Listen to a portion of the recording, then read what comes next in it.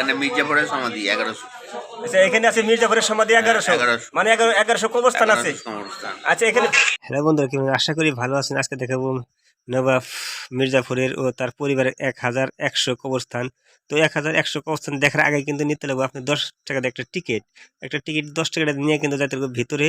তো এই যে শ্যামাই ঘেট, এই ঘেটের ভিতরে কিন্তু আছে আসলে তো 1100 কবরস্থান। তো চলেন ঘেটের ভিতরে কি অবস্থা। তো এই যে দেখেন সরাসরি ঘেটের ভিতরে কিন্তু আমি চলে এসেছি। তো এখন দেখাবো আপনি 1100 কবরস্থান। তো এখানে দেখতে পাচ্ছেন অনেকগুলো কবরস্থান আছে, কিন্তু এগুলো নয়, আরো আছে অনেক ভেতরে। কিন্তু আমি এখন সরাসরি আপনাকে মানে কবরস্থানের ভিতরে চলে নিয়ে যাব। তো শুধু খালি আপনারা দেখতে থাকেন আর ভিডিও শেয়ার করতে থাকেন, বুঝছেন। ভিডিও শেয়ার করলে আপনাকে কোনো ক্ষতি যাবে না, আর কোনো ধরনের মানে টাকা পয়সা লাগবে না, বুঝছেন না নাই।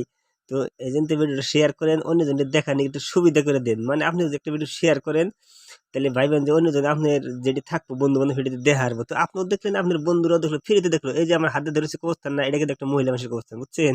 তাহলে মহিলা মানুষ থাকে বরকা পিন্দে, আর মরার পরেও এগরে মানে ওই মানে বরকার নাগালি মানে ওই বানিয়ে মানে ঘর বানিয়ে এগো রাখে। আর এই যত কবর দেখতেছেন এই যে খোলা, এই যে আমার পিছনে, এটা কিন্তু ছেলে মানুষের কবরস্থান, বুঝছেন। মহিলা মানুষের যত কবরস্থান আছে সব ঘর বানিয়ে নেয় ঘরের মতো। তো আপনারা শুধু দেখতে থাকেন, আমি কিন্তু আপনাদের আজকে শুধু খালি কবরস্থান দেখাবো, বুঝছেন। মির্জাপুরের নাম তো আপনারা শুনছেন, কিন্তু ওর আসলে যে বংশগত একটা ফুটানিয়া চাল, সেই বংশগত ফুটানির নিকে কিন্তু এই কবরস্থানের ঐতিহাসিক একটা নাম রেখেছে। এই যে একটা দেখছেন না, যে এখানে একটা মহিলা মানুষের কবরস্থান, বুঝছেন। তো এই মহিলা মানুষের কবরস্থানে কিন্তু সব প্রত্যেকটা মহিলা মানুষের কবরস্থানে কিন্তু এরকম ঘর বানিয়ে দেওয়া আছে। তো শুধু খালি আপনারা দেখতে থাকেন কবরস্থানে আজকে দেহামো, বুঝছেন না নাই, এমন জায়গা দেহামো মানে আপনারা মানে ভাববেন না। এই যে দেখেন কি সুন্দর লাইন লাগিয়ে আছে না, দেখছেন না নাই।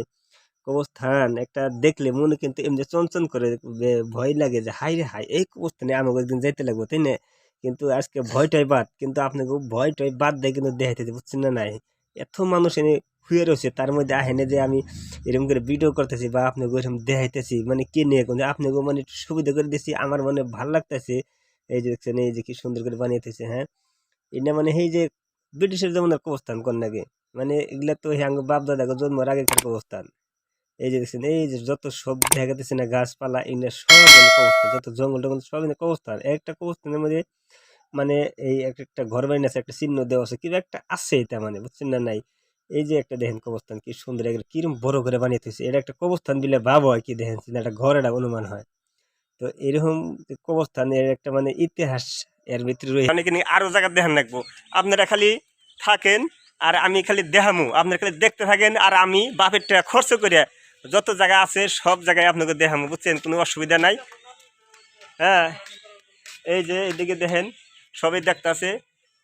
আর কবরস্থানে আসলে তো দোয়া করো নাকি, দোয়া তো আমি করলাম না, আপনাকে ভিডিওটাই দেখাইলাম। তো আপনারা অবশ্যই কবরস্থান থেকে দোয়াটা করেন ইনশাল্লাহ। আর ভালো থাকেন, সুস্থ থাকেন। মরার পরে সবাই কবরস্থানে যাইতে লাগবো, এই কথা স্মরণ করে সবাই চলাফেরা করেন আর সবাই মানুষের ব্যবহার পাতি করেন, নাহলে কিন্তু পরিণাম ভবিষ্যতে খারাপ হবো।